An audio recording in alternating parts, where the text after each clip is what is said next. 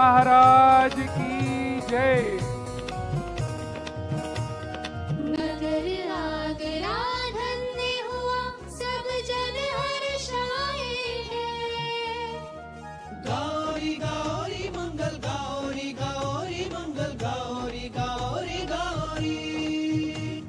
मिला जयकारा गुरुदेव का, जी पधारे हैं। जयकारा गुरुदेव का, महाराज की जय। जयकारा गुरुदेव का। सब जन नमोस्तु महाराज जी, नमोस्तु भगवान, नमोस्तु स्वामी। आप सभी का हार्दिक स्वागत और अभिनंदन। अनुरोध करना चाहेंगे सभी लोग अपना स्थान ग्रहण करें। मंच पर जिनका नाम बुलाया जाएगा केवल वही आएंगे। आज जिन्हें मुख्य मूल प्रतिमा का शांति धारा का सौभाग्य मिला है, सूरत से पधारा परिवार श्री ज्ञानमती देवी, धर्मचंद जी, मनीष, रश्मि, तनु, वत्सल, बड़जात्या परिवार सूरत से हम अनुरोध करना चाहेंगे वो कृपया अपने पूरे परिवार के साथ मंच पर आएं और पूज्य श्री के पाद प्रक्षालन संपन्न करें। दूसरा परिवार किशनगढ़ से श्रीमान कैलाश चंद जी, सरिता देवी, मनीष, नीलेश, प्रीति, पूनम और सभी लोग कृपया करके मंच पर आइएगा और पूज्य श्री के पाद प्रक्षालन करिएगा। और आपके यहाँ की महिलाएं जिरवाणी दान करेंगी। ये दो परिवारों को हमने बुलाया है, सूरत का परिवार और किशनगढ़ का परिवार। कृपया करके आप अवश्य आइएगा। भक्ति कलश की श्रृंखला में आज दो पुण्यार्जक हमारे मध्य हैं। हम दोनों पुण्यार्जक परिवार से अनुरोध कर रहे हैं वो आकर सर्वप्रथम पाद प्रक्षालन करें, परिवार से जिनवाणी दान कराएं, तदुपरांत अपना भक्ति कलश स्थापित करें। पहला नाम श्रीमान सतीश चंद जी जैन, पुष्पा जैन, हिना जैन, ऋषभ रिया, ऋषि जैन, राजा खेड़ा, राजस्थान। आप आ जाएं और पाद प्रक्षालन करें। आज ही एक और भक्ति कलश श्रीमान सदोष प्रदीप जी शाह, फलटण, सतारा, महाराष्ट्र के द्वारा लिया गया है। बहुत बहुत अनुमोदना। और आपसे भी हम अनुरोध करना चाहेंगे कृपया करके आप आकर पाद प्रक्षालन कीजिएगा, परिवार के साथ आप जिनवाणी दान कीजिएगा, तदुपरांत भक्ति कलश स्थापित कीजिएगा। तीसरा भक्ति कलश श्रीमती ज्ञानमती देवी, धर्मचंद जी, मनीष, रश्मि, बड़जात्या परिवार सूरत का भी सौभाग्य मिला है। उनसे भी अनुरोध करेंगे वो यहाँ से भक्ति कलश लेकर पूज्य श्री के समक्ष आप यहाँ दोता नो मधुरे सुना दोता। नमोस्तु गुरुवन, नमोस्तु नमोस्तु गुरु। जरा तालियों के साथ अनुमोदना कीजिएगा। और इस मंगलाचरण के साथ ही आज का प्रवचन सभा प्रारंभ हो रही है। अनुरोध करेंगे पूज्य श्री से अपनी अमृतमय वाणी से हम सभी को अनुग्रहित करें। जय श्री ओम नमः सिद्धेभ्यः, जय श्री ओम नमः सिद्धेभ्यः। सर्वमंगल मांगल्यं सर्वकल्याणकारकं प्रधानं सर्वधर्माणां जैनं जयतु शासनम्। पंच परमेष्टि भगवान की, आचार्य श्री गुरुवर कुंद कुंद महाराज की, आचार्य श्री गुरुवर विद्यासागर महाराज की।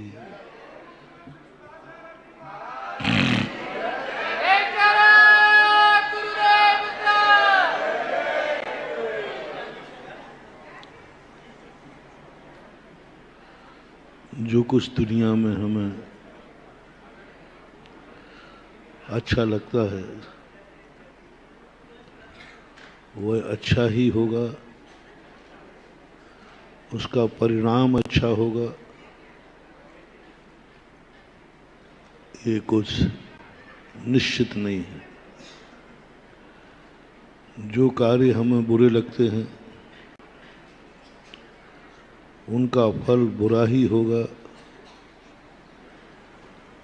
ये कुछ निश्चित नहीं है। जो व्यक्ति हमें बुरा दिख रहा है वह हमारा बुरा ही करेगा, सो बात नहीं। जो व्यक्ति हमें अच्छा दिख रहा है वो अच्छा ही करेगा, सो बात नहीं। जो कार्य हम कर रहे हैं,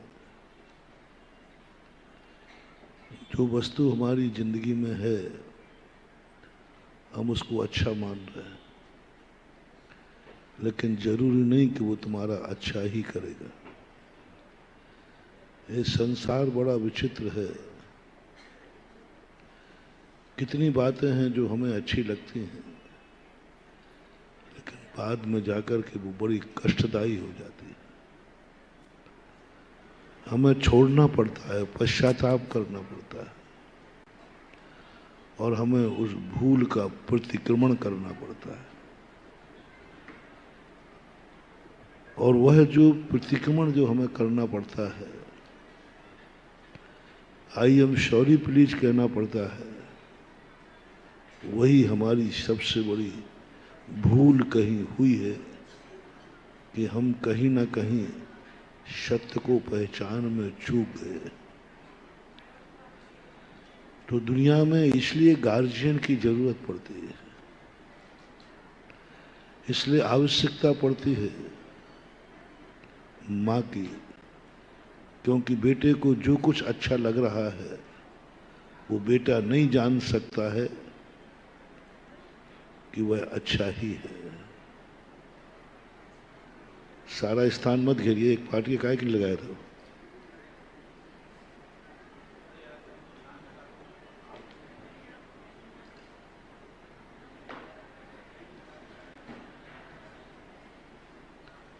एक पार्टी आपको सारी पार्टी घेरे तो निकलने वाले कैसे निकलेंगे? हटाइए इनको।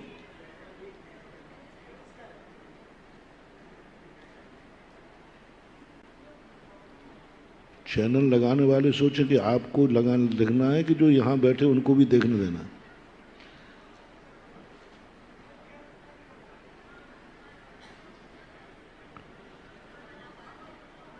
हमेशा इस बात के लिए अपने आप को अनभिज्ञ मानना चाहिए। हर व्यक्ति को इस संसार में अपने आप को मूर्ख मानना चाहिए। हर व्यक्ति को अपने आप को अज्ञानी मानना चाहिए, क्योंकि संसार में रहने वाला व्यक्ति कोई भी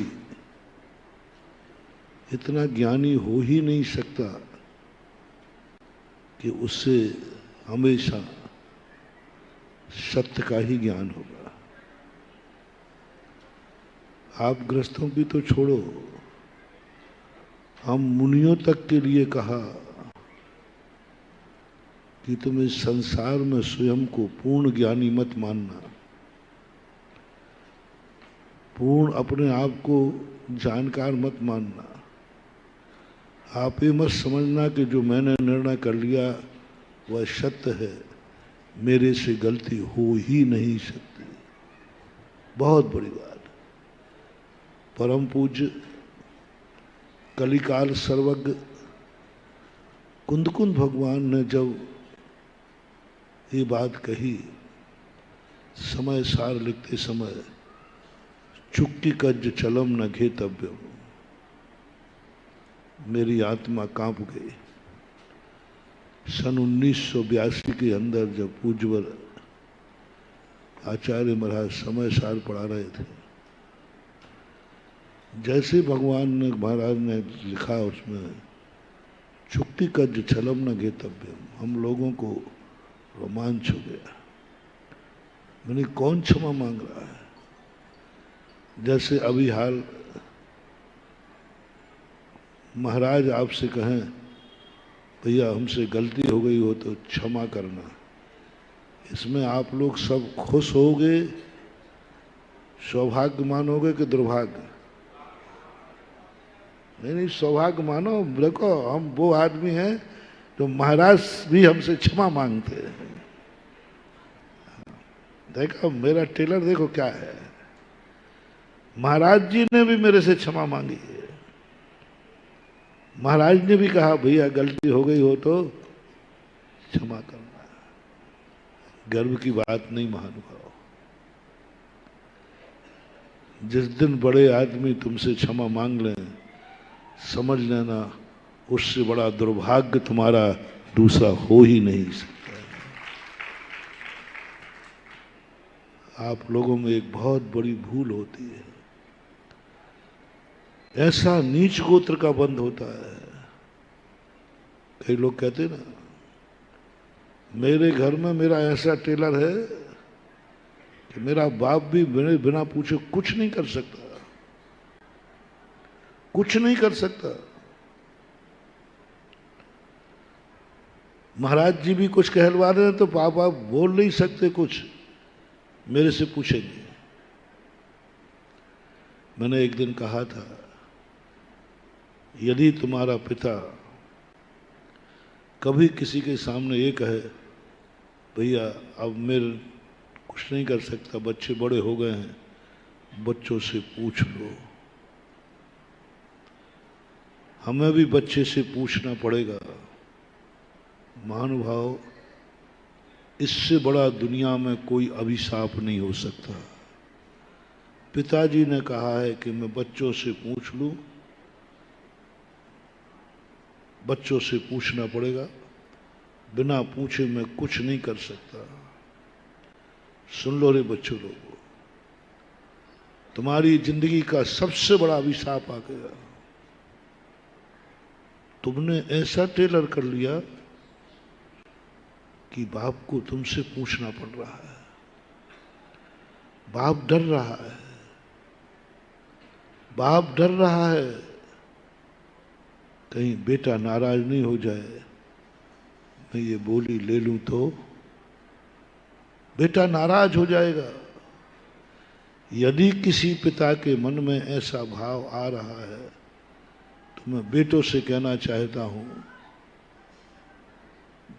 तुम्हारी जिंदगी का सबसे बड़ा दुर्भाग्य का बीजारोपण हो गया। दुर्भाग्य का बीजारोपण हो गया। जितना पुण्य था सब भस्म हो गया, क्योंकि उनके मन में भय आ गया। किसका? बेटे का, भाई का। बहुत बड़ा मोटिवेशन ले लें आप।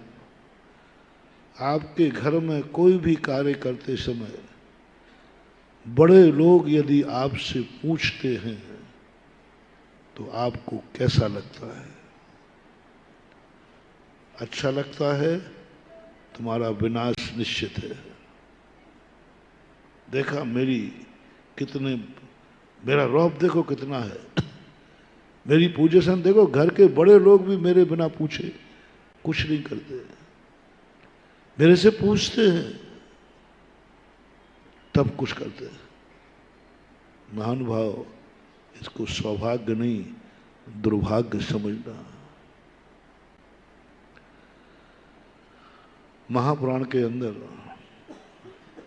जब सारी प्रजा ऋषभदेव के पास नाभि राय के पास पहुंचती है, उस समय राजा नाभि राय थे। राजा नाभि राय थे। राजा ने दुख देखा तो उन्होंने कहा, देखो प्रजाजनों, मेरे से ज्यादा ज्ञानी मेरा बेटा है, वो तीर्थंकर है, उसकी पहुंच स्वर्गों तक है। सौधर्मेंद्र उसके पास आता है, कुबेर उसके पास आता है, और वो खुद अवध ज्ञानी है। मेरा बेटा मेरे से ज्यादा ज्ञानी है। जो समस्या लेकर तुम आए हो, शायद मैं अच्छा समाधान नहीं कर पाऊंगा। एक दिन की समस्या हो तो मैं समाधान कर दूं। हमारे घर में कल्प वृक्ष है, हम उससे मांग कर तुम्हें रोटी दे दें, कपड़ा दे दें, सब। उस समय नाभि राय के महल में कल्प वृक्ष था। तभी तो उनको पता नहीं चला, लेकिन जनता के लिए सब खत्म हो गया। मेरा बेटा बहुत ज्ञानी है, तीर्थंकर है, चलो हम सब मिलकर के बेटे के पास चलते। नाभि राय प्रजा को लेकर के पहुंचते हैं ऋषभदेव के महल में। ऋषभदेव जहां ठहरे थे, पिताजी को आते ही देख करके ऋषभदेव की रूह कांप गई है। पिताजी आप मेरे कमरे में, पिताजी आप मेरे दरवाजे, ओहो जरूर मैंने कोई पाप किया है, जरूर मैंने कोई पाप किया है, जरूर मेरे से उद्दंडता हुई है, जरूर मेरे आज जिंदगी में पहली बार महसूस हो रहा है कि मैं इतना बड़ा पापी हूं, उद्दंड हूं। पिताजी आप मेरे दरवाजे, हम भली तीर्थंकर हैं लेकिन व्यवहारिक दृष्टि से आप मेरे पिता हैं। आप मुझे बुला लेते, आपने संदेशा क्यों नहीं भेजा? आप मेरे दरवाजे आए, मुझे आपके दरवाजे आने आप बुला लेते किसी के द्वारा भेज करके। आपने बुलाना नहीं समझा। नियम से मैं अहंकारी हो गया हूं, तीर्थंकर हूं ना, मुझे अहंकार आ गया। आपको लगा होगा इतना बड़ा तीर्थंकर मेरे बुलाने से कैसे आएगा, नहीं आया तो ये जरूर आपके मन में भाव आए। और या मेरे से कोई गलती हुई है, कोई जरूर गलती हुई है कि तुमने बुलाने की अपेक्षा आप चले आए। बताओ पिताजी क्या गलती हुई? तीर्थंकर हैं महानुभाव, बड़े जब तुम्हारे दरवाजे आवे तो हर्ष का विषय मत मानना। देखा मेरी वो पहुंच है कि बड़े बड़े लोग मेरे दरवाजे आते, मेरे से पूछते हैं, बड़े बड़े लोग, दुर्भाग्य मानना। पिताजी कभी तुम्हारे कमरे में आ जाएं पूछने के लिए, कांप जाना, कांप जाना। उस दिन सबसे बड़े पाप कर्म का उदय है। मम्मी पापा ने मेरे से पूछा है, दान देने के लिए मेरे से पूछा। मम्मी पापा मेरे से डरते हैं। हर बेटे से मेरा कहना है, अपने माँ बाप को एक वरदान दो कि जब तक आप जिंदा हो कुछ भी मेरे से पूछने की जरूरत नहीं। मेरा जो है वो भी आज भी तुम्हारा है और मैं भी तुम्हारा हूं।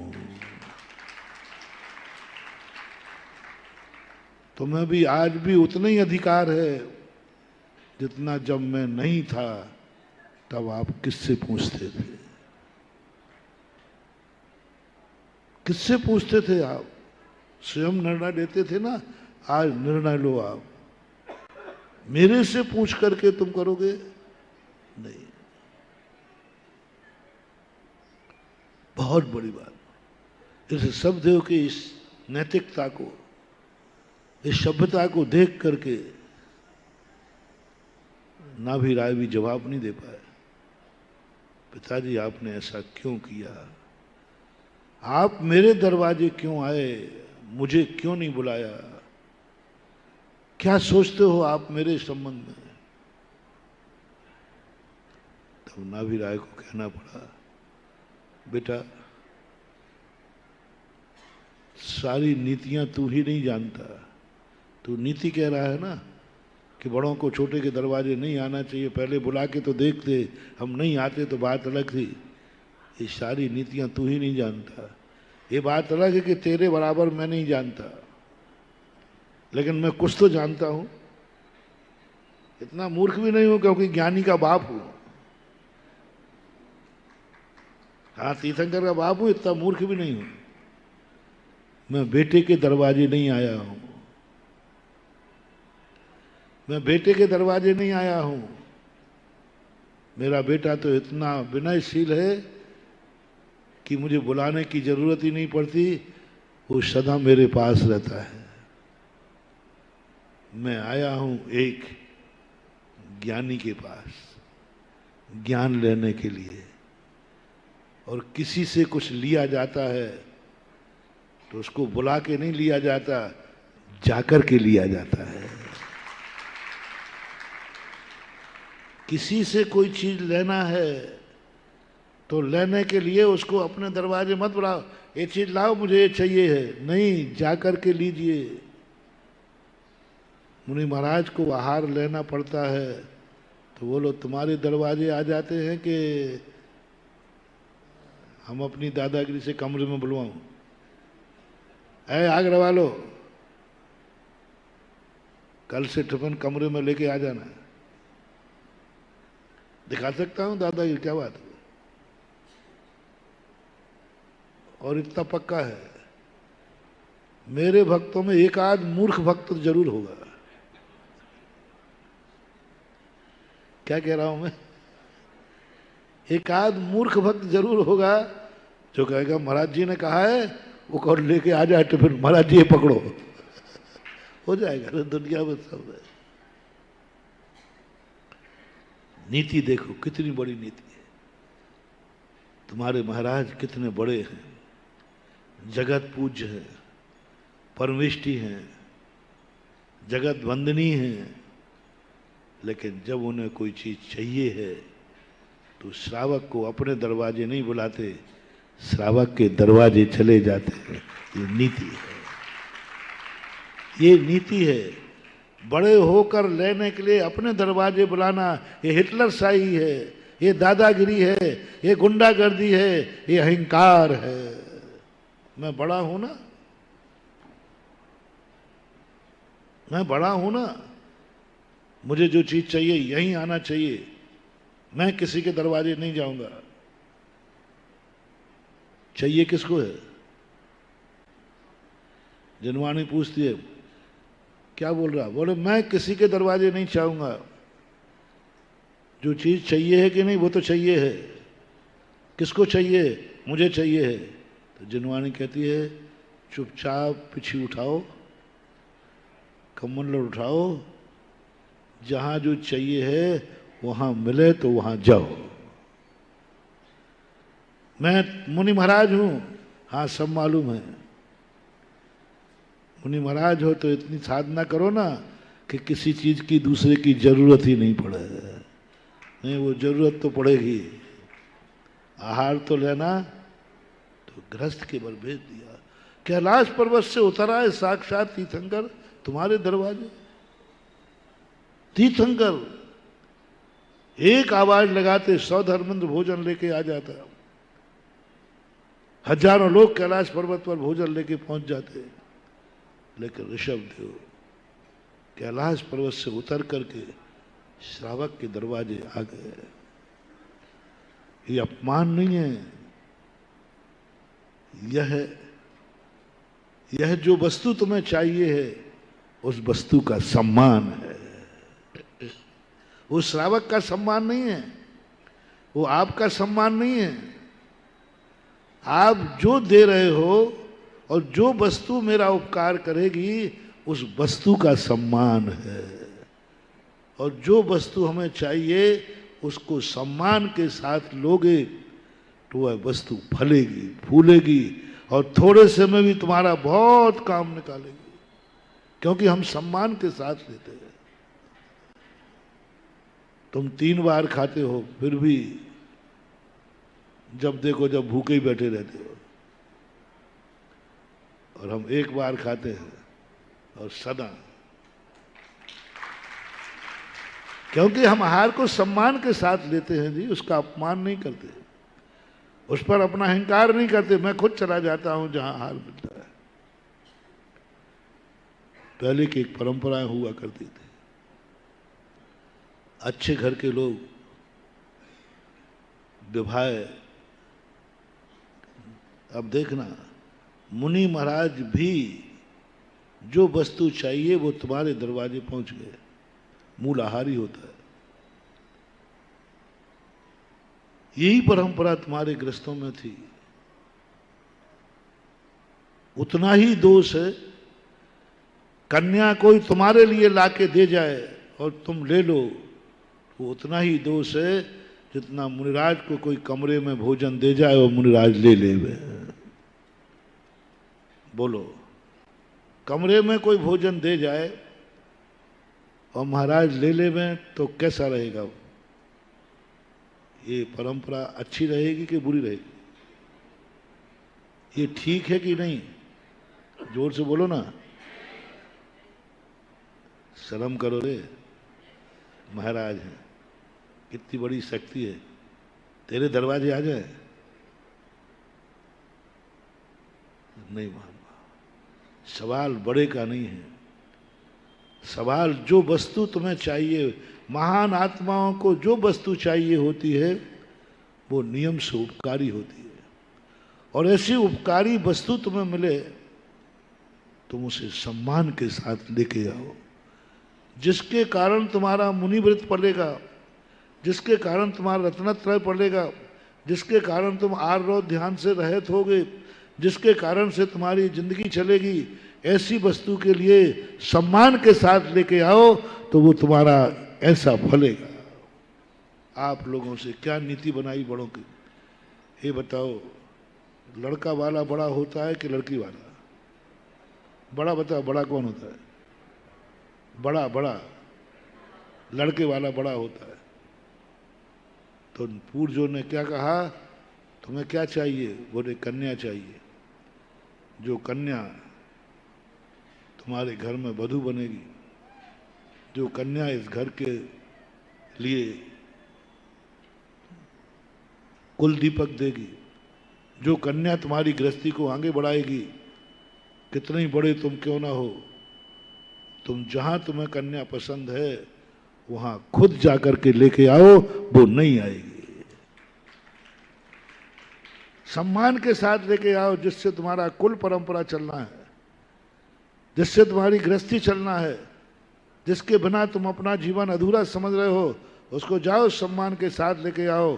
अहंकार मत करो, हैकड़ी मत करो। ये परंपरा इतनी अच्छी परंपरा थी, और ये परंपरा इतनी गंदी परंपरा हो गई कि आज लड़के वाले अपने घर बुलवा करके, अपने नगर में बुलवा करके और वहां आकर के विवाह आदि करते हैं। देने वाले ने भी कन्या का अपमान है, हर किसी को नहीं देना महानुभाव। जो दरवाजे आके लेके जाएगा उसी को कन्या देना, बेटी का विवाह है, और जाकर के उसे सौंप देना ये भार है, सौभाग्य नहीं। निपट गई, चलो ले जाओ, ऐसा नहीं दिया जाता। और ये परंपरा होना चाहिए आज भी। अच्छे जो घर हैं, नहीं हम बेटी को लेने आएंगे। चाहते तो राजुल नेमिनाथ के लिए द्वारका जा सकती थी कि नहीं?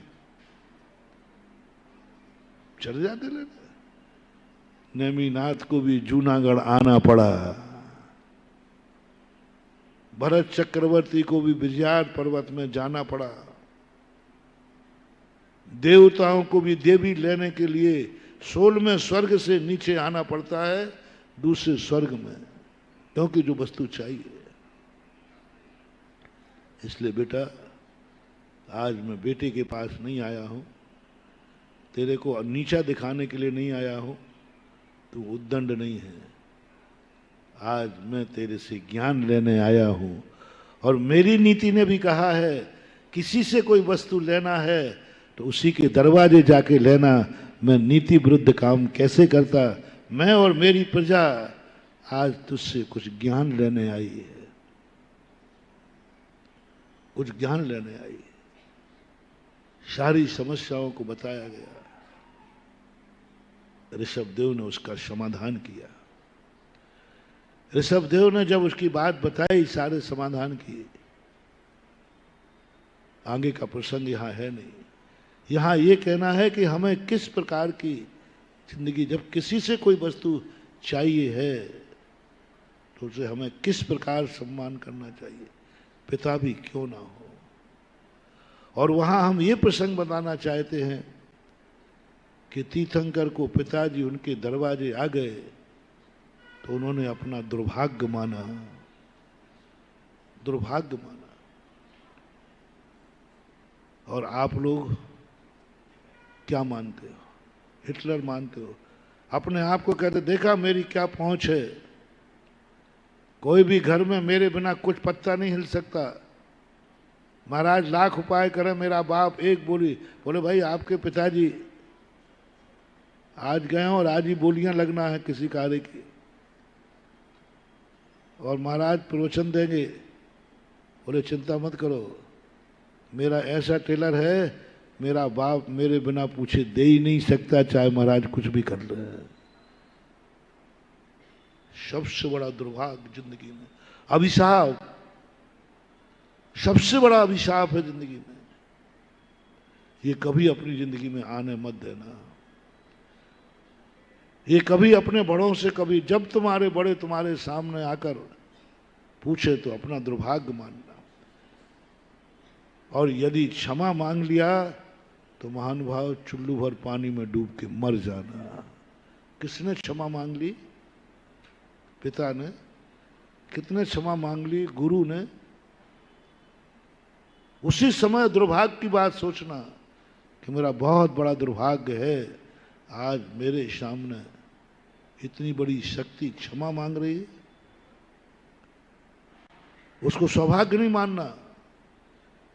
अपने आप को गदगद भाव होकर के, गदगद यानी हर्षित भाव नहीं, दुखी भाव होकर के, अन्याय हो गया, अन्याय हो गया, बोले आज महाराज ने मेरे से क्षमा मांग ली, आज पिताजी ने मेरे से क्षमा मांग ली, आज मेरे गार्जियन ने मेरे से क्षमा मांगी।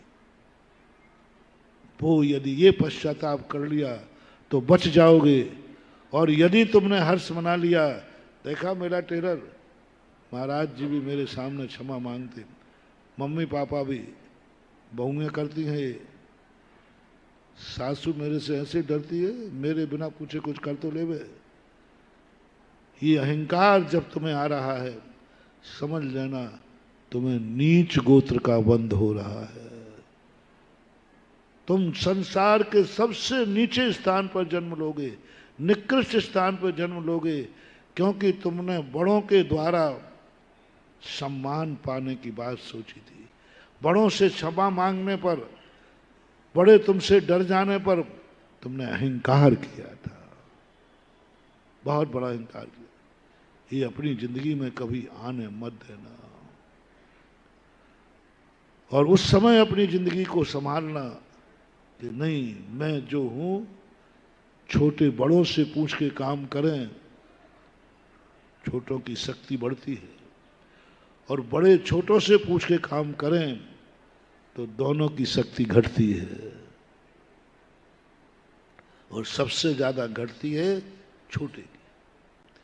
तुम बड़ों से जब भी पूछोगे, बड़ों के जब तुम्हें रिस्पेक्ट करेंगे, तुम रिस्पेक्ट करोगे, आदर करोगे, उनके लिए तुम खड़े हो जाओगे, उनके दरवाजे तुम चले जाओगे, तुम्हारी शक्तियां बढ़ेंगी।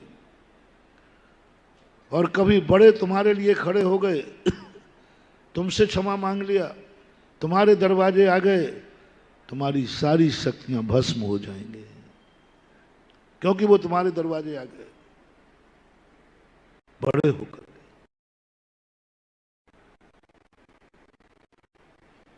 अब मुनि महाराज जब जाते हैं तो वो तुम्हारे लिए अपमान करने नहीं जाते हैं, वो जो दान लेना है उसको सम्मान से लेने जाते हैं। मैं तुम्हारे दरवाजे जाकर तुम्हें नीच गोत्र का बंद कराऊंगा, तुम्हारे लिए भस्म कराऊंगा पुण्य? नहीं। महावीर स्वामी ने मुनिराज को श्रावक के घर भेजा है, उसको अपमानित करने के लिए नहीं, उनको दान का सम्मान। मुनिराज से कहा, जो दान का सम्मान करो, अहंकार छोड़ो, ऊंचाइयां छोड़ो, कैलाश पर्वत से नीचे उतर के आ जाओ और एक श्रावक के दरवाजे जाकर खड़े हो जाओ और वो दान तुम्हें आएगा। वो दान का 3 अंजुलि गन्ने का रस भी, सूखा रूखा भोजन भी तुम्हारी जिंदगी में इतना रत्नत्रय का कारण बनेगा, शुद्धि का कारण बनेगा।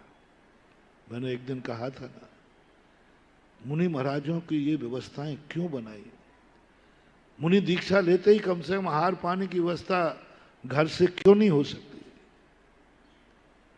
घर वाले करने को तैयार हैं, समाज करने को तैयार है, कमरे में टिफिन लाने को तैयार है, लेकिन महावीर ने कहा नहीं, महाराज को उठा दिया, क्योंकि भिक्षा से लाया हुआ भोजन, सम्मान के साथ लाया हुआ भोजन हमें ऊंचाइयां प्रदान देगा, ऊंचे विचार लगेगा, सम्मान पाओगे और एक दिन इतना सम्मान पाओगे कि सारा 3 लोग तुम्हें जगत पूज मानकर सम्मान करेगा, क्योंकि तुमने जो आहार जो लिया था सम्मान के साथ लिया था। व्यवस्थाएं तो सब होती हैं, हो रही हैं, हो जाएगी, सवाल व्यवस्था का नहीं है। श्रावक संस्कार से लगता है, बहुत सारे लोग कहते हैं, यहाँ भी कहा, राजस्थान में भी कहा, महाराज जी आप क्यों ये घर घर के झगड़ों में पड़ते हो? हम लोग 10 दिन के 10 पुण्यार्जक हुए जाते हैं, और 10 नहीं चाहिए हो तो एक ही काफी है। सारे शिवरार्थियों को हम एक ही व्यक्ति 10 दिन भोजन करा देगा। मुझे अपने भक्तों पर विश्वास है, वो इतने समर्थ है, करा सकते हैं, करा सकते हैं, लेकिन मैं करने नहीं दूंगा। बोलो आगरा में बोलो, मेरी जिंदगी भर तुम मेरे आहार की व्यवस्था कर सकते हो क्या? कोई है? अरे महाराज कैसे बात कर रहे, आपके पूरे संघ के आचार्य श्री को बुला लो ना। अरे ऐसे लोग हैं अभी संसार में, जितने मुनि महाराज हैं सबके भोजन की व्यवस्था जिंदगी भर की हमारी तरफ से, ऐसे लोग भक्त हैं। ऐसी बात नहीं है, हुआ था ऐसा 2000 वर्ष पहले इसी भारत देश में, पाटलिपुत्र में, पटना के अंदर, जब अकाल की बात पूज्यवर भद्रबाहु स्वामी ने कही, तब सारे श्रावक घबरा गए, बड़े बड़े सेठ खड़े हो गए, बोले महाराज चिंता मत करो, हम लोग जैन भी हैं, धन के मामले में बनिया भी हैं। 12 साल का काल नहीं, 24 साल का काल पड़ जाए, हम नियम करते हैं, आपको कभी भूखे नहीं रहना पड़ेगा। पूरा जितने साल का, जिंदगी भर का कहो तो हम आहार कराएंगे आपको, आपको भूखे नहीं मरने देंगे, हमारे पास इतना है, गोदामें भरी पड़ी हैं। भद्रबाहु स्वामी ने कहा नहीं, ऐसे ही भोजन करना होता तो अभी तक पता नहीं कौन कौन व्यवस्थाएं कर देता। 12,000 साधु उनकी बातों में आ गए, और जो 12,000 साधु उनके श्रावकों की बातों में आए, आप लोगों में एक बहुत बड़ी कला है, बड़े महाराजों को यदि काबू नहीं पा पाओ तो आप लोग छोटों को पटाते हो। फिर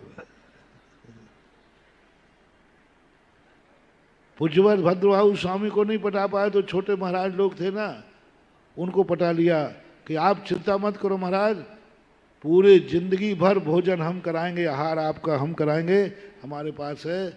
12,000 साधु मान गए, 12,000 साधु भ्रष्ट हो गए, और जो नहीं माने उन्होंने कहा नहीं, मैं घोषित आहार नहीं करूंगा, घोषित आहार नहीं करूंगा, मेरे लिए रखना पड़े वो मैं हार नहीं करूंगा। 12,000 चले गए। उन 12,000 साधुओं की बदौलत है कि आज तक मुनि व्रत चल रहा है। और जिन्होंने ये बात मान ली वो भ्रष्ट हो गए। आज वो दिगंबरत धर्म के प्रति भी नहीं जानते कि ये सच्चा धर्म है। भ्रष्ट हो गए, सब भ्रष्ट हो गए। 12,000 साधु भ्रष्ट हो गए।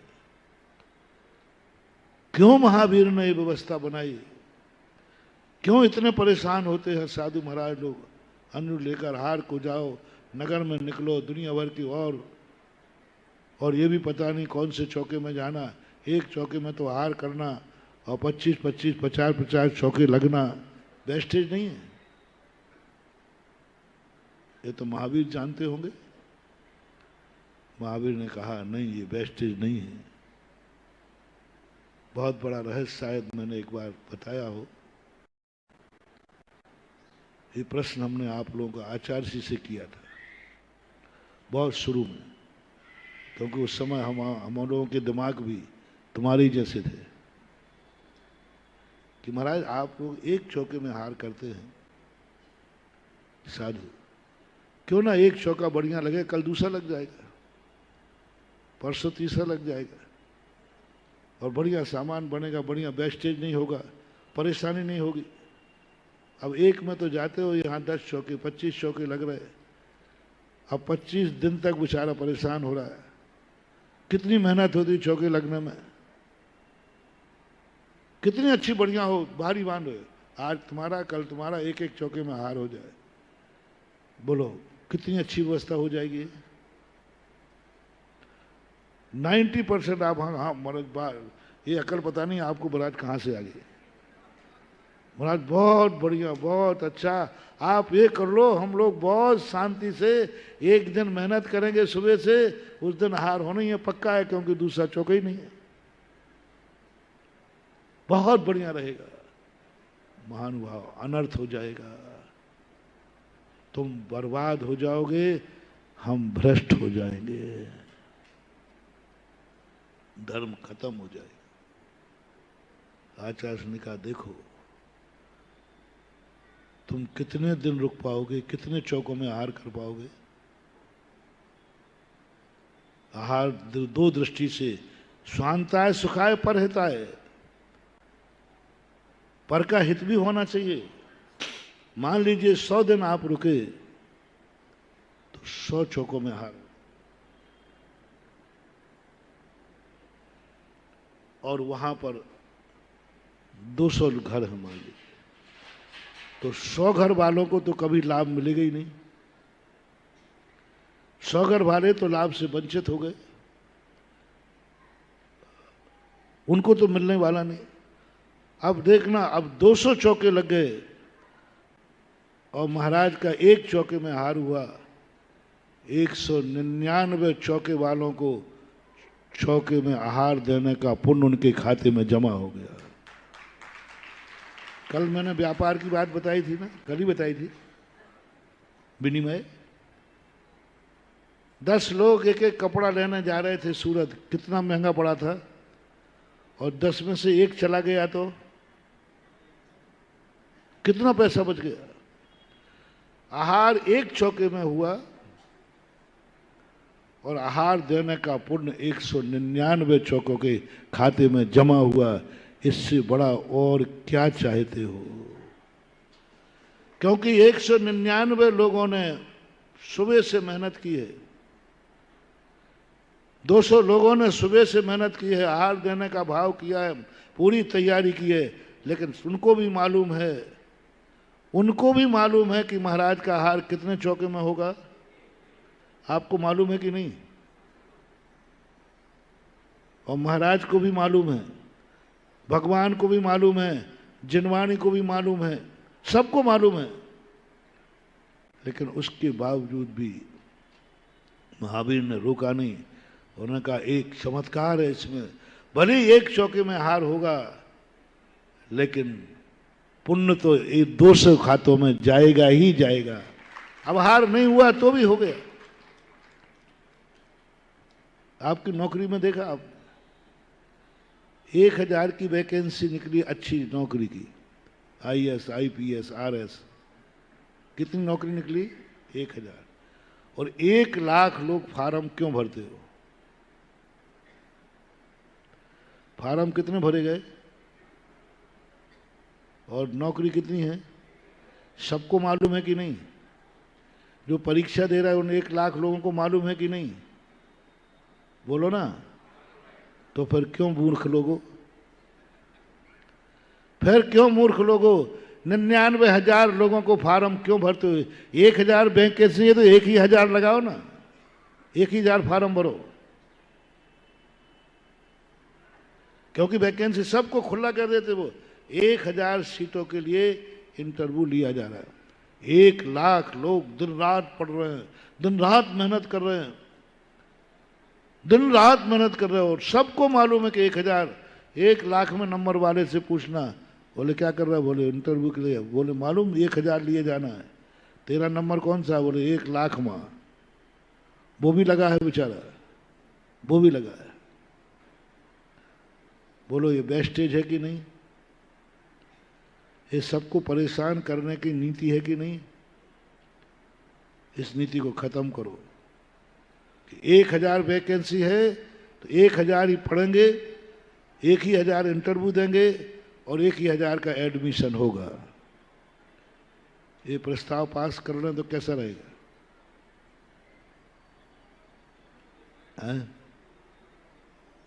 ना आज तक हुआ है, ना हो रहा है और ना होगा। 1 लाख लोग, कितने 99,000 लोग परेशान हो रहे हैं।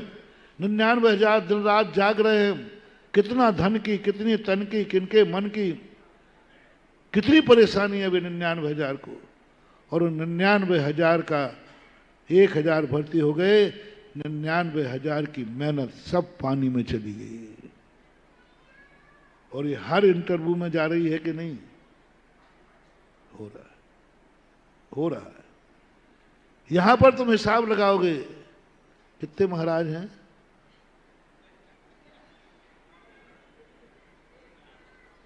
10 महाराज हैं, ठीक। पहले तो प्रयास यही करोगे कि एक ही चौके में 10 को निपटा दो ना। सामूहिक पंच। राजस्थान में जब मैं गया बहुत गंदी परंपराएं थी। पंचायती चौके बस एक में महाराज आपको लेना देना, आपको हार करना है। हमने सब ने मिल करके हार लगा लिया। सब महिलाएं इकट्ठी हो जाती हैं और एक चौका लगता है मंदिर के अंदर, सब महाराज उसी में निपटते हैं। ये गंदी परंपरा यहां चालू हो चुकी थी। ये गंदी परंपरा यहां चालू हो चुकी थी। भारत में साधु संत आते थे, लोग आहार देना बंद कर दिया। आहार देना छूट खत्म हो गया। संघ के चौके चलने लगे, संघ के चौके चलने लगे, संघपति चलने लगे, संत संकाएं चलने लगी। लोग चौका का लगाना भूल गए। जाते उसमें सामान दे देते, सारे संघ के आहार हो जाते। प्राय जितने संघ थे सब में संघ के चौके थे, कोई चौके नहीं लगते थे। वो उन्हीं का चौका लगेगा। आप सब लोग अपने अपने सामान दे के आ जाओ, पैसा दे के आ जाओ, चौका आपके नाम का लग जाएगा। चौका आपका नाम का। ये वो ही चौका है जैसे कोई व्यक्ति का इंटरव्यू से कोई मतलब नहीं है। तुम तो अपने जो मंत्री जी है ना, उनको 50 लाख रुपया दे के आ जाओ, आपका कुछ नहीं, एडमिशन हो जाएगा। एक इंटरव्यू दे करके पास हो रहा है और एक रिश्वत दे करके पास हो रहा है। न्याय कौन सा है? दूसरों के चौकों में जाकर सामान दे करके अपने आप को इतिश्री मान लेना, ये रिश्वत का चौका है। ये रिश्वत का चौका है। और अपना चौका, हमने तो हार दान दे लिया, हम तो चौके में सामान दे के आ गए। ये रिश्वत का चौका है। कई लोग कहते भी है कोई चीज नहीं, महाराज जी वो फलाना व्यक्ति आया था, वो दे गया था, महाराज जी को मेरी तरफ से ये दे देना। हम ले भी रहे होंगे तो नहीं लेंगे। हाँ, कई बार आप लोग क्या भी हमने नहीं महाराज वो आपका भगत था ना, वो कह गया था मेरी तरफ से महाराज को ये चीज दे देना। बस तरफ कहते ही हम कहते अब ये तरफ हो जा तू और ये तरफ होता हूं मैं। वो नहीं ले सकता मैं हार। वो रिश्वत का हार है, वो भ्रष्टाचार है। क्योंकि तुमने तो हार दिया ही नहीं, तुम दे गए और मेरा चौका हो गया। चौका मेरा है, आज मेरी तरफ से चौका लगेगा। सामान रख के आ गए और इतनी तेजी से फैली थी ये हवा, इतनी तेजी से हवा फैली थी ये, जैसे आजकल कई लोग इंटरव्यू देते ही नहीं। वो तो क्या करेंगे दे करके, वो तो पहले से सेट है कि किसको पास होना है, पहले से तय है कि किसको पास होना है, पहले से मालूम है कि किसको पास होना है। वो तो पहले ही से लेना देना चालू हो गया। इस चीज में देने की, इंटरव्यू देने की जरूरत नहीं। ऐसा ही सबको मालूम था। आज श्रवण संस्कृति का महानुभाव हे श्राव को, हमारे पूज्य गुरुदेव के और अनेक उपकार हैं, वो तो बात की बात है। आज एक सबसे बड़ा उपकार इस जैन समाज के लिए, इस श्रवण संस्कृति के है कि आचार्य श्री ने प्रत्येक व्यक्ति को आहार देना सिखा दिया। इतना बड़ा संघ लेकर हमारे संघ का कोई चौका नहीं चलता, संघपति नहीं, संघ संचालक नहीं, कोई संघ के चौके नहीं चलते, कभी भी नहीं चले। और उस पर तुम लोग बड़े परेशान हुए शुरू में, आचार्य श्री को लोग पसंद नहीं करते थे।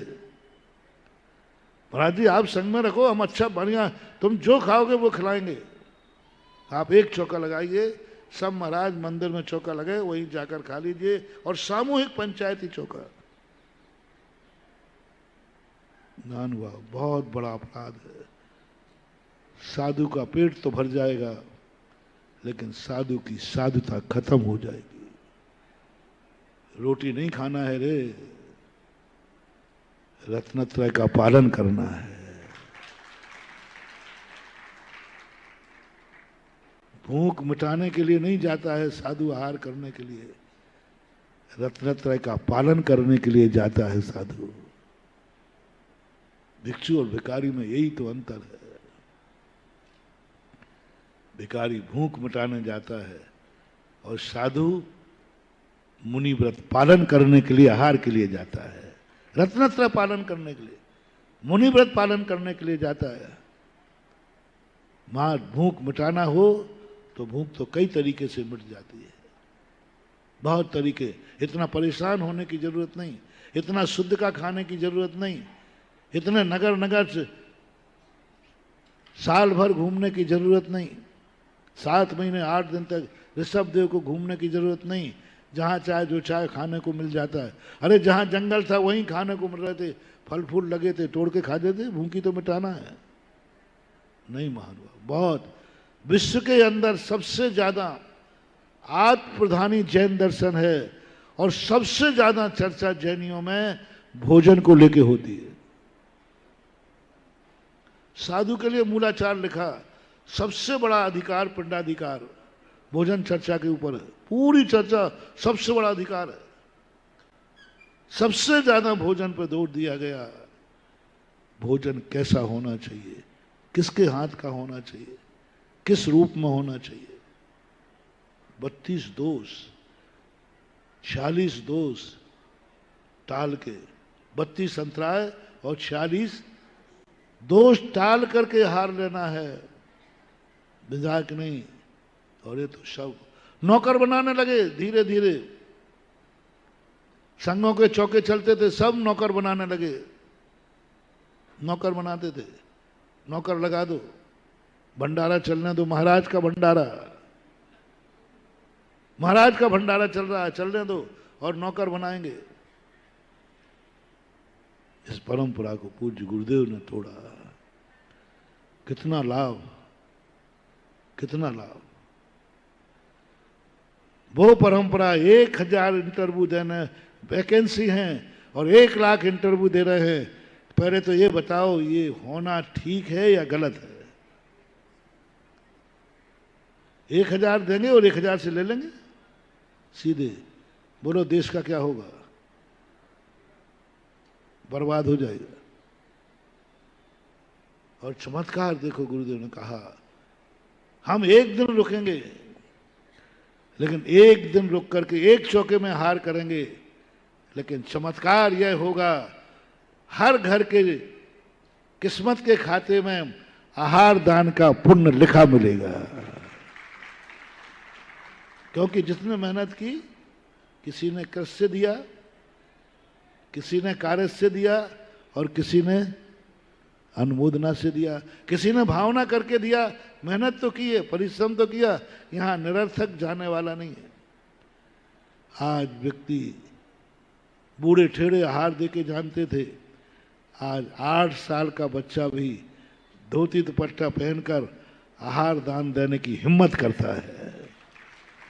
ये देन पूज्यवर की है और उसी देन का परिणाम है कि आज हम लोग संघ पूरा साधु बन गया। यदि वहां से निकट नहीं जाते तो हम लोग तो अभी तक दूर भागते रहते। तो कभी ये मत मानना कि हमारे आहार नहीं हुआ। सवाल आहार लेने का नहीं है, तुमने देने का भाव किया है कि नहीं। आपका काम हो गया, महाराज आवे या तुमने देने का भाव कर लिया, बस। महाराज आहार नहीं हुआ तो नहीं हो गया, मान तुम्हारा पुण्य में कमी नहीं आएगी।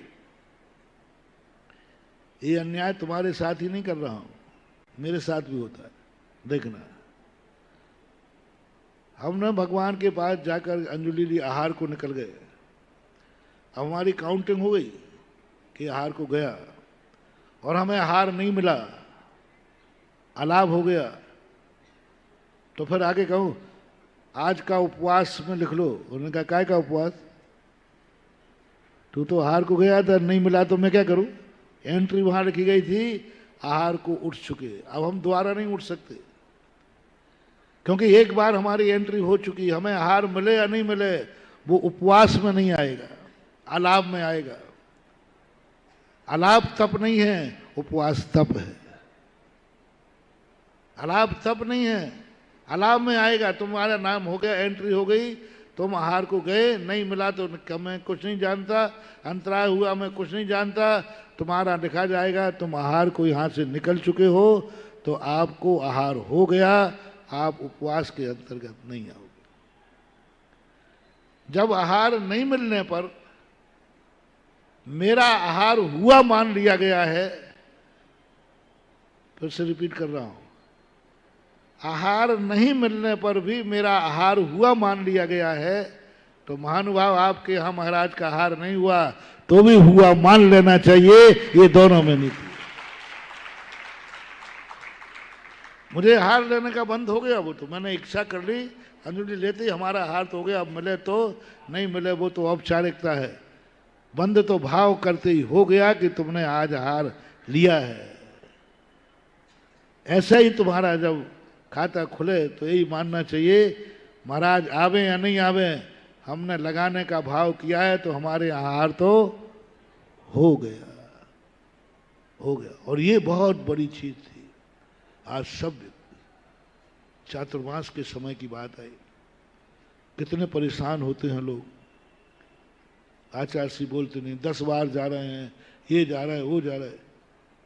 कई लोग साधु लोग हैं, कई लोग कहते हैं आचार्य को इतना परेशान नहीं करना चाहिए, सीधा सबका घोषणा कर दें 1 महीने पहले ही, फलाना साधु फलाने यहाँ जाएगा, बस। काय को झगड़े टंटे, इधर से दौड़ रहा है उधर से दौड़ रहा है, इधर आ रहा है उधर आ रहा है। कितने नारियल चढ़ रहे हैं, कितने पेट्रोल खर्च हो रहे, कितने गाड़ियों के टायर घिस रहे, ये सब हो रहा है कि नहीं। और आचार्य खुद बताते नहीं, खुद के नहीं बताते, हम लोगों को भी अब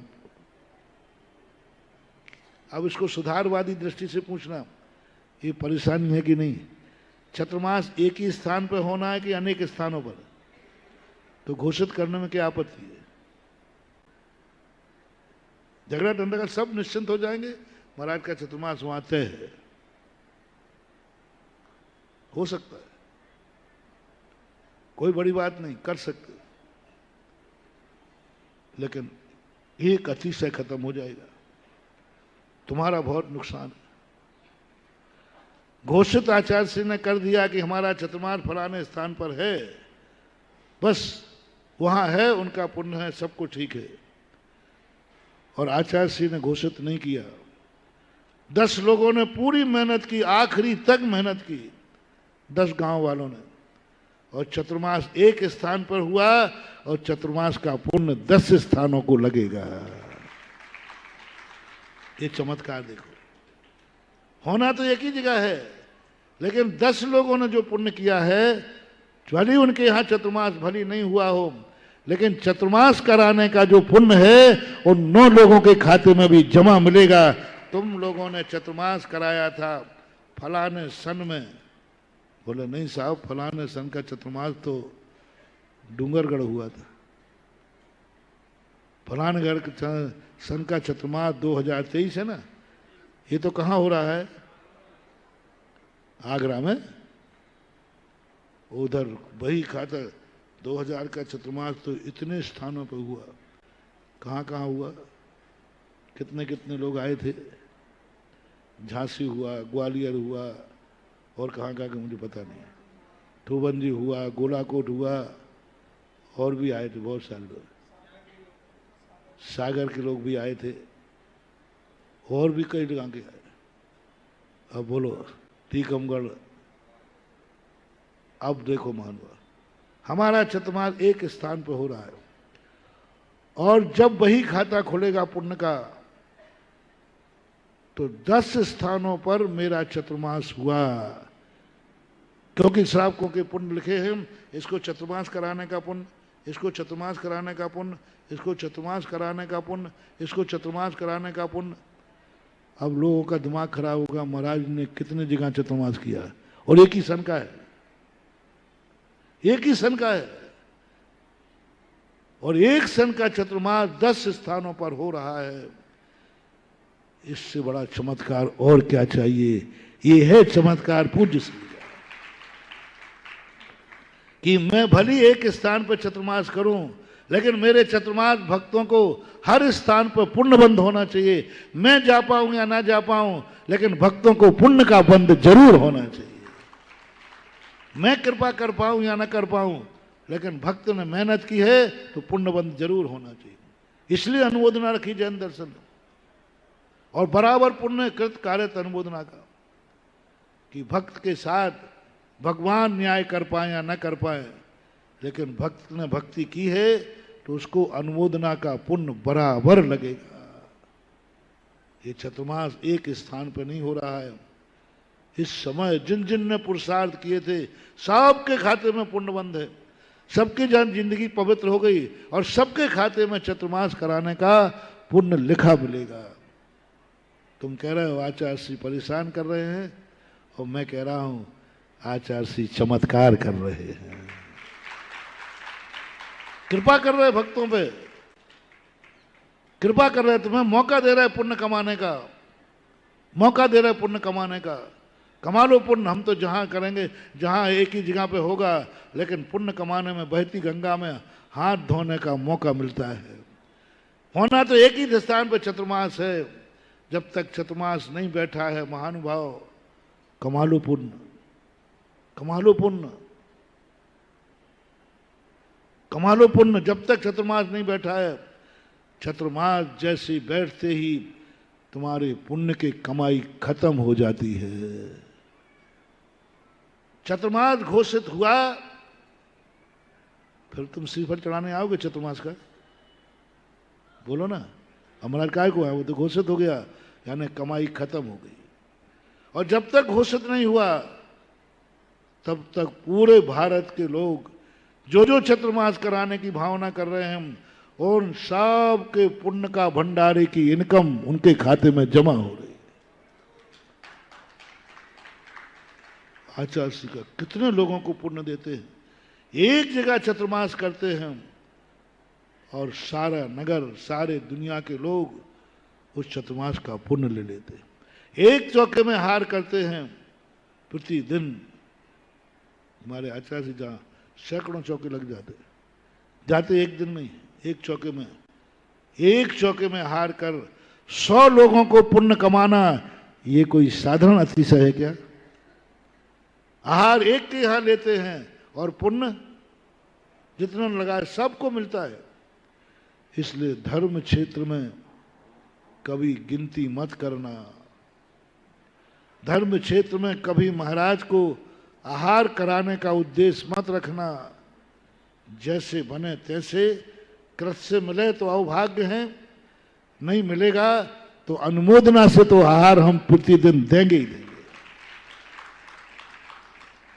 पहले मुझे अच्छा नहीं लगता था ये तुम लोग जो भीड़ लगाते हो ना आहार के समय, मुझे बहुत गुस्सा आता था। इतनी भीड़ कर लेते हो, इतनी भीड़, जाने वाला नहीं, बाहर देखने वालों की। क्यों जाते हो रे देखने तुम लोग? समझ में नहीं आता। इसलिए जाते होगे कि महाराज क्या खाते देखें तो सही। हाँ, मैं तो पहले यही सोचता था जब छोटा था। मैंने इस समाज को विश्वास नहीं है कि महाराज क्या खा ले, मैं इसलिए महाराज हमारे सामने खाओ क्या क्या खाते हो। जैसे माँ को रहता ना ये बच्चा पता नहीं अकेले में क्या खा लेगा, इसलिए वो कहते बैठ सामने बैठ। ऐसे ही तुम लोग महाराज के ऊपर शक है ना, इसलिए इतने सारे लोग खड़े रहते हो। ये बात तो नहीं है? नहीं नहीं नहीं तो क्यों जाते हो? देने वाला दे रहा है, लेने वाला ले रहा है, तुम क्या कर रहे हो? आप जब पूज्यवर रविशरण महाराज का पद्म पुराण पढ़ा, वहां देख करके उसके बाद पता चला ओहो इतने तो आहार दे ही नहीं सकते। लाख उपाय करो, जितने लोग श्रावक हैं उतने आहार तो दे ही नहीं सकते। कितनी व्यवस्था बनाओ, पूरे आगरे में लोग आहार दे ही नहीं सकते। और प्रतिदिन कितने से लोग। जब वहां पर मैंने पढ़ा रामचंद्र जी जब दो चारण रुद्रादि महाराज को आहार दे रहे थे, आहार दे रहे थे, मां 4 जानवर देख रहे थे, 4 जानवर देख रहे थे। देने वाले को लेने देखने वाले को दोनों को बराबर पुण्य की बात है। आहार देने से भोग भूमि का बंद होता है, ऐसा लिखा है शास्त्र में। यदि सम्यक दर्शन ना भी हुआ तो उत्तम भोग भूमि का, उत्तम पात्र को दोगे तो उत्तम भोग भूमि के कर्म का बंद होता है। और वे चारों प्राणी महात्मा महाराज का आहार देख रहे हैं और देखते ही भाव कर रहे, धन्य दाता धन्य पात्र, धन्य है ऐसा दाता जिसके हाथ से महाराज आहार ले रहे, धन्य पात्र जो इस आहार लेकर के रत्नत्रय का पालन करेंगे। बस ये चारों प्राणी ऐसे ही ध्यान, बस अनुमोदना करते रहे, देखते रहे, देखते रहे। वे चारों प्राणी उत्तम भोग भूमि में जन्म लेकर के बाद में भरत, बाहुबली, आदिनाथ आदि बने बताते। देखने का परिणाम दिया नहीं है, चौके में गए भी नहीं है, शुद्ध भी नहीं थे, अशुद्ध में थे। त्रियन तो सदा अशुद्ध रहती है, चौके में जा भी नहीं सकता, कुछ भी नहीं। वो पढ़ने के बाद फिर मुझे अब नहीं आता गुस्सा। अब तो कहते हैं बेचारे दे करके कमा रहे हो। देखने मात्र से उन्होंने भोग भूमि का बंद कर लिया, देखने मात्र से उन्होंने इतने पुण्य का भंडार बन लिया। ये एक जैन दर्शन की विशेषता को लोग समझ नहीं पाते और लोग समझते हैं ये तो वेस्टेज है, अनर्दंड है। अनर्दंड नहीं है, यह अतिशय है, चमत्कार है। महानुभाव, चाहे कृत हो चाहे कार्यत हो, कृत है, कृत का अर्थ तुम्हें करने का क्रिया करना है। दो पाओगे या नहीं हमें पता नहीं, तुम्हें आहार को उठना है, मिले या नहीं मिले तुम्हारा इससे हमें कोई मतलब नहीं है। मिले या नहीं मिले तुम आहार को गए हो, आहार होगा, हो गया तुम्हारा। ये फार्मूला तुम अपनी जिंदगी में रखना। महाराज के आहार हुए कि नहीं हुए इससे कोई मतलब नहीं है। तुमने चौका लगाया है तो आहार होने का पुण्य तुम्हारे खाते में मिलेगा, मिलेगा, मिलेगा। हताश होने की जरूरत नहीं। तो ये व्यवस्थाएं जब ये सामने आ जाती हैं और यह जब व्यक्ति सोच लेता है, विचार कर लेता है, तब वो इन सब चीजों से ऊपर उठ जाता है और सोचता है कि पर का जो संबंध है, पर की जो स्थितियां हैं, जो मैंने कल कहा था, हर दशा में हर व्यक्ति को एक सा ही पुण्यबंध हो ऐसी बात नहीं। एक समान क्रिया करने पर एक सा ही पुण्य हो ऐसा नहीं। विषम क्रिया करने पर विषम ही बंध हो ऐसा कोई नियम नहीं। ऐसा कोई नियम नहीं। पाप कर रहा है इसलिए वो पापी ही होगा ऐसा कोई नियम नहीं। हिंसा कर रहा है वो हिंसक ही होगा ऐसा कोई नियम नहीं। जो हिंसा नहीं कर रहा है वो अहिंसक ही होगा ऐसा कोई नियम नहीं। ऐसा कोई नियम नहीं। जो धर्म कर रहा है वो धर्मात्मा ही होगा ऐसा कोई नियम नहीं है। अच्छी क्रिया करने वाला अच्छा ही होगा ऐसा कोई नियम नहीं। ऐसा कोई नियम नहीं। प्रवचन सुनने वाले तुम प्रवचन श्रोता ही होगे ऐसा कोई नियम नहीं। मंदिर में आने वाले लोग सब धर्मात्मा ही है ऐसा कोई नियम नहीं। माला फेरने वाले सब धर्मात्मा ही है ऐसा कोई नियम नहीं। हमारे यहाँ माला फेरने वाले को धर्मात्मा नहीं कहा। ये माला किस लिए फेर रहा है तब धर्मात्मा की बात आएगी। मंदिर आने के लिए धर्मात्मा नहीं है। किस लिए बना है धर्मात्मा? मुनि बन जाने से धर्मात्मा नहीं होगा। किस लिए बना है मुनि? धम्मम भोग निमित्तम नातु कम्मक निमित्तम। देखना, निर्दोष चर्या करने वाला मुनि है। निर्दोष चर्या करने वाला मुनि है। जैन दर्शन ने बाहर निकाल दिया मिथ्या दृष्टि। 28 मूलगुणों को निर्दोष पाल रहा है। किस लिए? किस लिए पाल रहा है? इतना सा पूछा। सद्य दी पत्ते दी रोचे दी पुणो फासे दी धम्मम भोग निमित्तम नातु कम्मख निमित्तम। कर्म के क्षय के लिए किया है कि संसार के भोग विलासिता के लिए पाने के लिए किया है?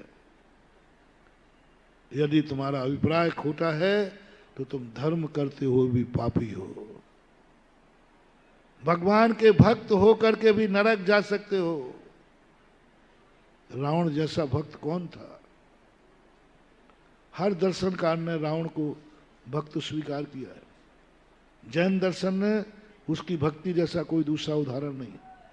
बीणा की नस निकाल के लगा दी। वैष्णव दर्शन में शीश काट काट के चढ़ा दिए। शीश काट काट के चढ़ा दिए। इतना बड़ा भक्त नरक कैसे चला गया? इतने बड़े भक्त को दशहरा मैदान में क्यों जलाया जाता है? इतने बड़े भक्त को रामचंद्र जी ने गला क्यों उतार दिया? सवाल क्रिया का नहीं था। सवाल था ये धर्म किस लिए कर रहा है? धर्म करने के पीछे इसका अभिप्राय क्या है? किस अभिप्राय के लिए कर रहा है और कौन कर रहा है, कहां कर रहा है? कल यही चर्चा थी। किसने रात में खाया है? बोले जैनी ने। थोड़ा छटा करके एक धक्का दे, भेज दो इसको नरक में, भेज दो नरक में। बोले किसने रात में खाया है? बोले एक सामान्य नीच कुल में जन्म लेने वाले। फिर देखो, कोई कहे साहब थोड़ा नहीं, इससे पूछो इसने रात में खाया, इसके बाप भी खाते थे क्या? बोले नहीं खाते थे। एक नरक नीचे भेज दो, एक नरक। बोले इसकी जाति में, इसके धर्म में निषेध है। इनके गुरु महाराज बोले नहीं खाते हैं, और मना भी किया है गुरु ने। सावधान बेटा, तुम्हारी बहुत फजीती है। ये प्रकृति सबसे ज्यादा कैमरे की नजर में जैनी रहता है। सबसे ज्यादा तुम्हारे ऊपर कैमरे लगे मानो, और उससे ज्यादा कैमरे हमारे ऊपर लगे। हमने थोड़ी सी गड़बड़ की नहीं, तुरंत चालान। बाबा जी, एक मिनट मन से भी नहीं, वचन से भी नहीं, काया से भी नहीं। हमारे तो मन पर भी कैमरे लगे। तुमने मन में क्या सोचा है? कैमरे की नजर में 24 घंटे साधु कैमरे की नजर में रहता है। कर्मों का कैमरा।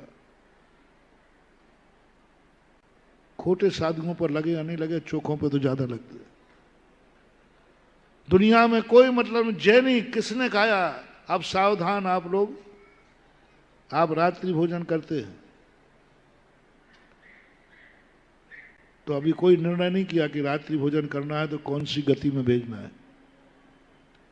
अब पूछा जाए, इससे पूछो ये कौन से कुल का है? बोले जैन कुल का। ठीक है, छाट के साइड में रखो। इससे पूछो इसके बाप खाते थे क्या? बोले नहीं खाते थे।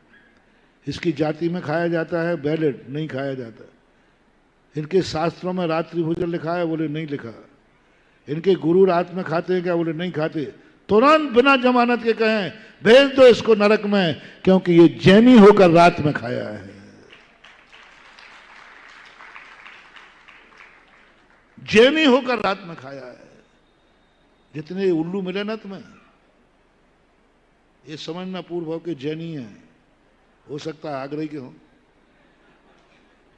हाँ, ये उल्लू क्यों बना? कौन है उल्लू? भूतपूर्व कोई नीच जाति वाला नहीं, नीच कुल वाला नहीं, ये जैनी है। नियम से इसने जैन बन के खाया था, इसलिए नियम से उल्लू बनेगा, क्योंकि जैन बन करके तुमने रात में खाया है। जैनी को माफ नहीं है। ये जैन धर्म का अतिशय है। ये प्रकृति पता नहीं क्या सबको माफ कर देती है, बस जैनी को माफ नहीं करती। जैनी मिलते ही ये प्रकृति, ये कर्म इतने कठोर हो जाते हैं, इसको तो माफ नहीं करूंगा। किसी नीच कुल वाला आ जाए, इसने भी रात में खाया था। अच्छा, कौन से कुल में है? बोले नीच कुलीन है। इसके बाप खाते थे? बोले खाते थे।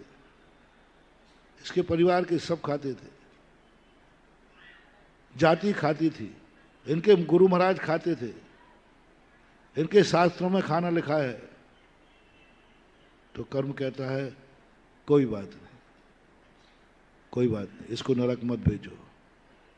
इसने 5 पुण्य किए हैं, क्या करे बेचारा? गुरु ने उपदेश ही नहीं दिया, गुरु की नकल की है। बोलो, अपने गुरु के अनुसार चलना पाप है कि पुण्य? गुरु के अनुसार अपने माँ बाप की नकल करना पाप है कि पुण्य? तो इसने 5 पुण्य किए, क्या करता बेचारा?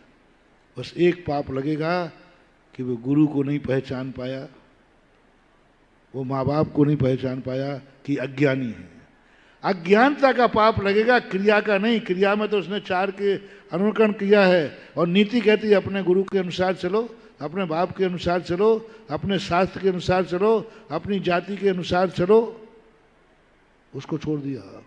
जैनी मिला, बस फिर तो जैसे आजकल आपसों में होते ना, जैनी पड़ जाए ना तो फिर उसको सब ऑफिसर चूसते, खींचो इससे, क्योंकि बनिया फंसा है। ऐसे ये प्रकृति कहती है इसको माफ नहीं करना, जैनी फंसा है, जैनी ने रात में खाया है, इसको माफीनामा नहीं होगा। जैनियों के प्रति ये कर्म बहुत कठोर है महानुभाव, बहुत कठोर है, और तुमसे ज्यादा कठोर हम मुनियों के प्रति। अरे हम लोगों को तो, तुम लोगों को तो फिर भी राष्ट्रपति याचिका, सुप्रीम कोर्ट से तो तुम्हारा माफ नहीं होगा, ध्यान रखना। सुप्रीम कोर्ट तक तो तुम्हें सजा मिलेगी, लेकिन जैनी श्रावक को एक छूट जरूर है, शायद राष्ट्रपति। लेकिन हमारी मालूम, हम यदि चूक गए ना तो हमारे लिए राष्ट्रपति याचिका भी खारिज कर दी जाती है। किसने किया है कृत्य? बोले मुनि महाराज ने।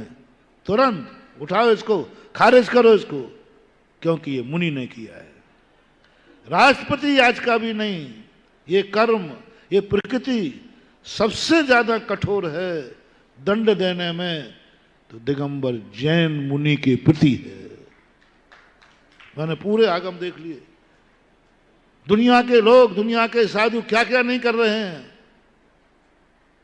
क्या क्या नहीं कर रहे, वो तुम्हें सब मालूम है। गांजा पी रहा है, भांग खा रहा है, दुनिया भर की चीजें खा रहा है, पता नहीं क्या क्या कर रहे हैं। उनके प्रति इतनी ज्यादा कठोर नहीं है ये कर्म।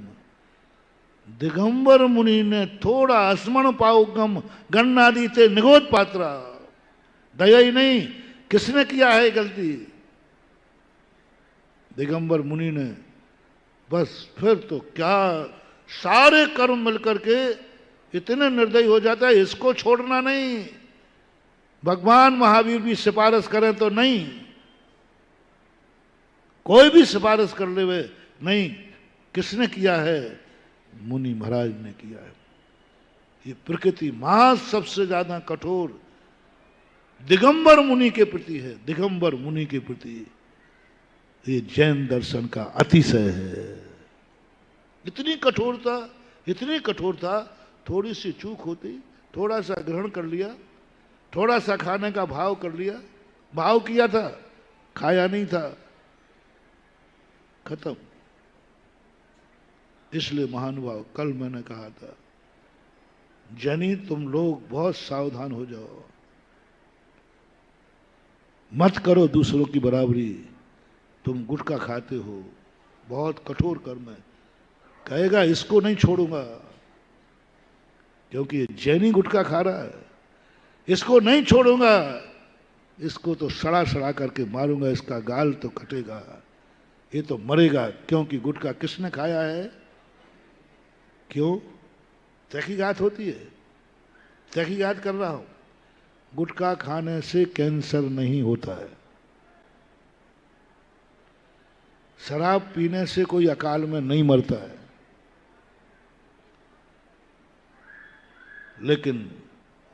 लेकिन जैनी खाएगा और जैनी पिएगा तो नियम से लिखा है प्रकृति की डायरी में, इसको तो नहीं छोड़ूंगा महाराज। क्यों बहस हुई? बोलो, वो तमाकू तुम्हारे बाप खाते थे? नहीं।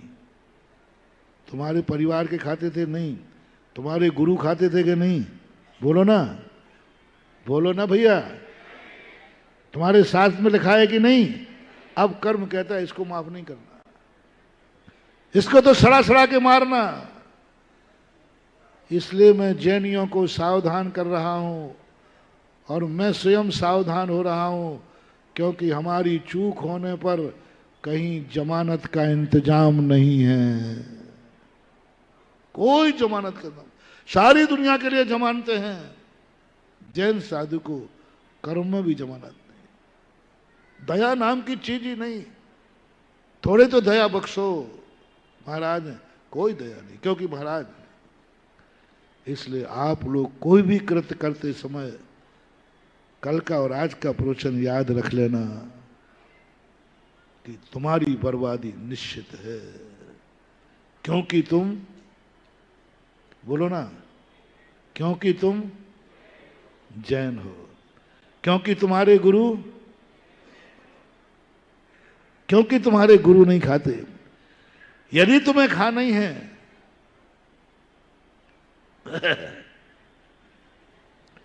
तो सबसे पहले अपने बाप को खिलाओ, पूरी जाति को खिलाओ, फिर महाराज को भी खिलाओ, और फिर सब चोर चोर। फिर तुम कह सकते हो मैं क्या करूं, गुरु महाराज खुद खा देते हो, गुरु की नकल तो करना ही चाहिए, माँ बाप की नकल तो करना ही चाहिए, समाज की नकल तो करना ही चाहिए, तो तुम बहुत बड़े पाप से बच जाओगे।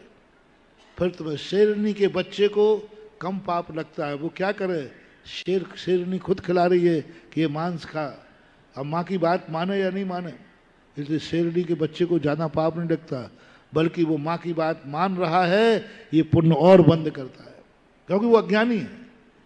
अज्ञानता का पाप लगेगा, लेकिन माँ की बात मान रहा है वो। इसलिए आप लोग, सब लोग अपने अपनी पोजीशन, और उसमें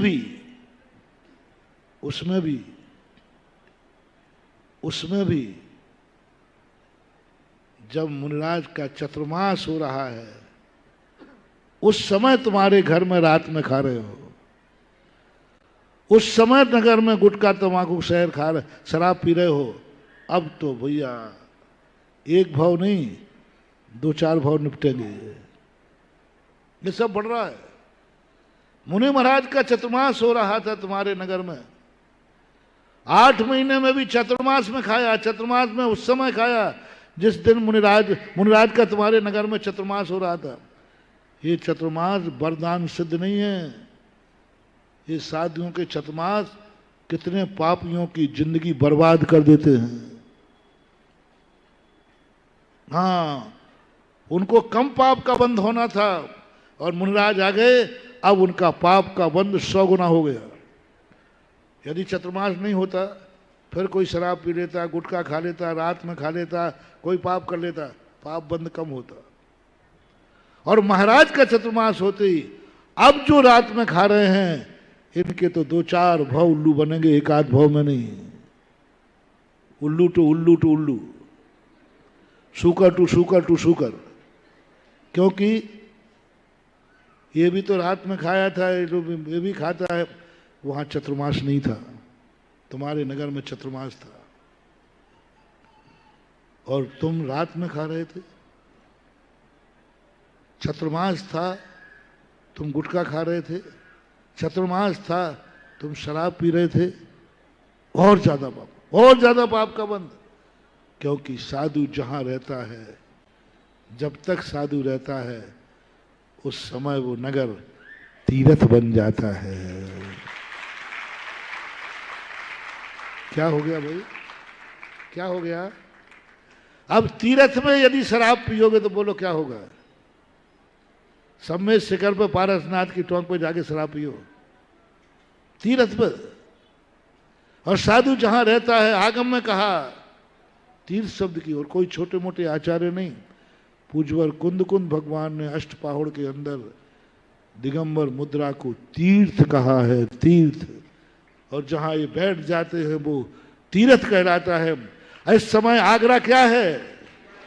अब बेटा बर्बाद हो जाओगे, अब बर्बाद हो गए, अब गए काम से। अब रात में मत खा लेना। कोई पूछे क्यों? अरे भैया वो एक आफत आ गई है। इस समय महाराज बैठे हैं और जहां साधु बैठा हो वहां रात में खा लिया तो कोई माफीनामा होने वाला नहीं है। अब तो गुटखा नहीं खाएंगे क्योंकि हमारे यहाँ चतुर्मास हो रहा है। क्योंकि इस समय हमारा नगर तीर्थ बन गया है और सारे आगरा के जैनी तीर्थ यात्री बन गए हैं। आगरा तीर्थ है और आगरा में वास करने वाले तीर्थ यात्री है। अब तीर्थ यात्रियों को तीर्थ पर कैसे रहना चाहिए, ऐसे दिवाली तक आगरा वाले रहो। रिपीट करूं, तीर्थ यात्रा पर, तीर्थ पर तीर्थ यात्रियों को कैसे रहना चाहिए? तीर्थ पर तीर्थ यात्रियों को कैसे रहना चाहिए? क्या तीर्थ पर तीर्थ यात्रियों को रात में खाना चाहिए? जल्दी बोलो आप। तीर्थ यात्रियों को तीर्थ पर शराब पीना चाहिए, गुटखा खाना चाहिए और अभक्ष सेवन करना चाहिए? नहीं। तो वही ने कह दिया अपने मुंह से। सोचो, फैला दो आज सारे आगरा के जैनियों को, घर घर में ये आवाज पहुंचा दो कि तीर्थ यात्री हो तुम, इस समय आगरा तीर्थ है और तीर्थ पर रात में नहीं खाया जाता, तीर्थ पर गुटखे शराब नहीं खाए जाते, क्योंकि तीर्थ है और आगम की आज्ञा है। आगम ने कहा है चलते फिरते तीर्थ हैं। और वैष्णव दर्शन ने भी कहा जहां जहां पैर पड़े संतन के बेजग तीर्थ हों। बोले महाराज ये बात है, ये पहले चतुर्मास के पहले प्रवचन देते थे तो फिर आगरा में प्रवेश करने के समय हम लोग सोचते हैं अब तो हो, अब तो जो होना था वो, अब जो होना था वो। और महाराज जी ये गलती अगले चतुर्मास में सब में फैलाता हूं, फैला दो। अब एक तरीका और बचा है। अब मेरा तो तुम्हारा तो हो गया, ये तो अब उठने वाला है नहीं। एक है कि तुम 4 महीने के लिए आगरा छोड़ दो। जितने रात्रि भोजन करने वाले हैं, गुटखा शराब पीने वाले हैं, अबक्ष खाने वाले हैं, उनके पास एक तरीका है, जब तक महाराज आगरा में हैं वो आउट ऑफ आगरा, आना ही मत यहाँ। लोग बोले क्यों नहीं जा रहे? अरे भैया हो सकता है वहाँ बाबा जी बैठे हैं, वहाँ रात में खाया तो सीधा जाऊंगा, या तो तुम यहाँ से हट जाओ और या फिर मैं यहाँ से हट जाऊं तो तुम्हारी दाल गल जाएगी। दोनों में से क्या ठीक है? अच्छा ये करो ना, अच्छा ये करो ना कि नहीं हम ही त्याग करते हैं, हमारा नगर तीर्थ है तो हम तीर्थ यात्री हैं, तो वही खाएंगे पिएंगे, वैसे ही रहेंगे जैसे तीर्थ यात्री रहते हैं। जैसे सम्मेद शिखर में तुम रहते हो, ऐसे ही 4 महीने आगरा में रहो तो तुम्हारी खैरियत है, अन्यथा जो है सो है महावीर की।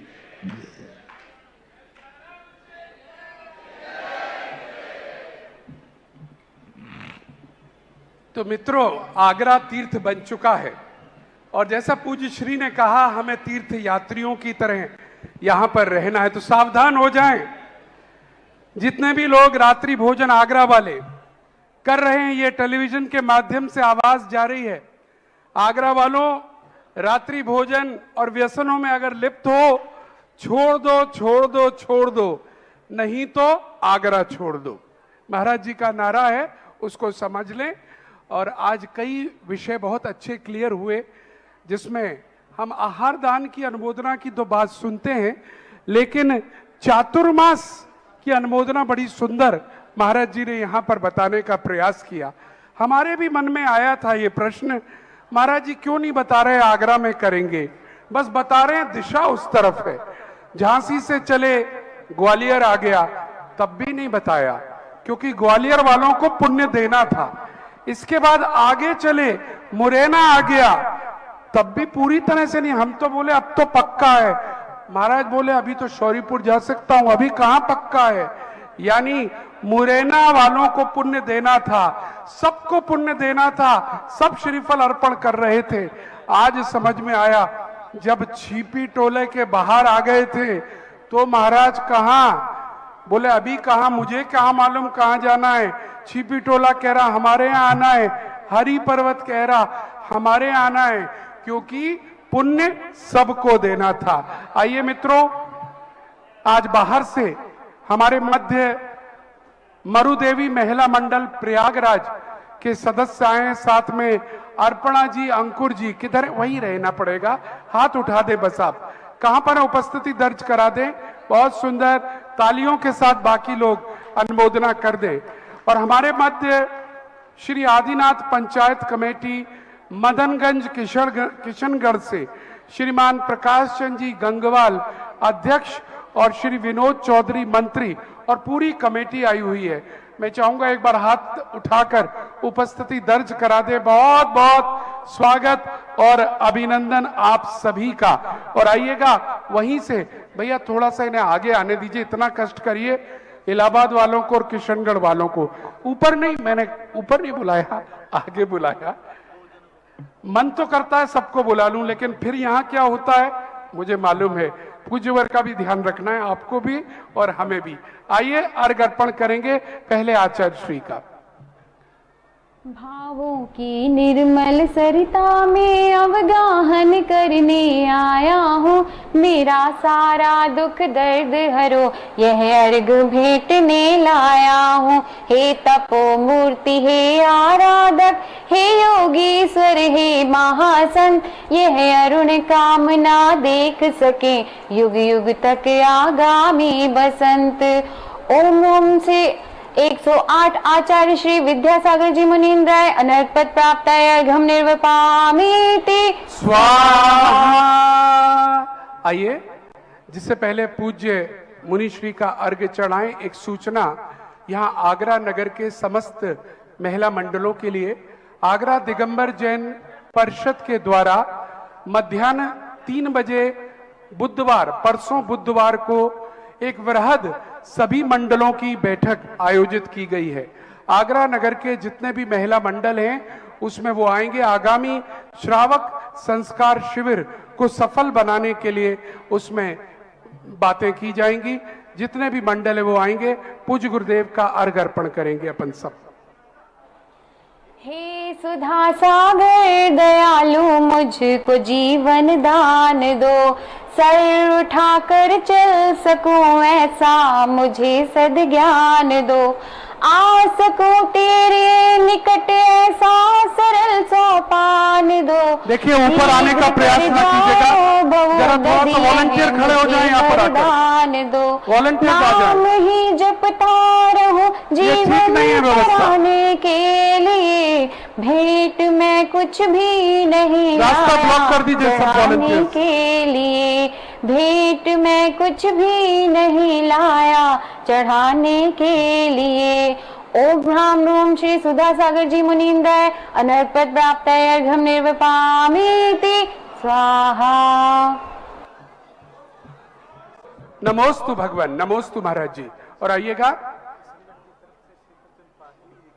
हाँ पूरा आपको ही देता हूं मैं, जिनवाणी स्तुति करें और उसके बाद जो श्री जनवाणी जग कल्याणी, जग जन मदतम मोह हरि, जन मन हारी गण हर हारी, जम जरा भव रोग हरि, तित्थराणम दिव्य जुड़िंजो, पढ़ई सुनई मैया धारई, प्राणम सुख मरणतम धरिया, सासद मोख पदम पावई, सासद मोख पदम पावई।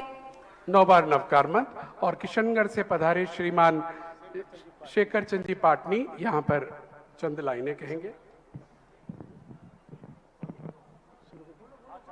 हे चैतन्य धातु से निर्मित क्या माता पिता का नाम कहूँ, शुद्धात्मक प्रदेशों में जन्मे क्या नगर क्या शहर क्या ग्राम कहूँ, 10 लक्षण धर्म सहोदर है, रत्न तर्य मित्र निराला है, क्षमता भैना राखी बांधे अनुप्रेक्षा माने पाला है, यौवन की दहली पर आते ही दीक्षा कन्या से ब्याह रचा, परम